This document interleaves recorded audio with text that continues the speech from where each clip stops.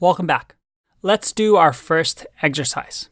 And this exercise is going to be really easy for you to skip, but I do recommend that you actually do it. I know it's not coding, but it's important because you'll learn that teaching somebody a topic actually helps you learn.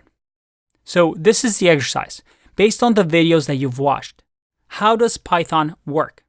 But don't think about it in your head. I want you to talk to somebody. I want you to teach somebody how Python works. So the first thing you're going to do is go to our community, our Discord community. We have lots of people here. We have about 1,500 people online right now, plus some alumni, plus some star mentors. Well, there's a lot of people. What I want you to do is go to the Programming Buddies channel, if you haven't already, and find a buddy. And with that buddy, whether that person is taking a Python course or taking a JavaScript course, it doesn't matter. Just say, hey, can I spend maybe 5 minutes teaching you how Python works? And see if you can explain it to them, how it works just like you've learned.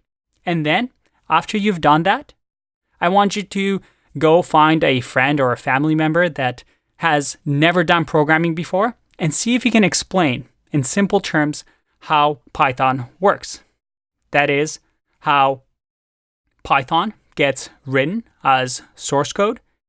We use this translation service called an interpreter to run this code and then, spit out some instruction for our machines.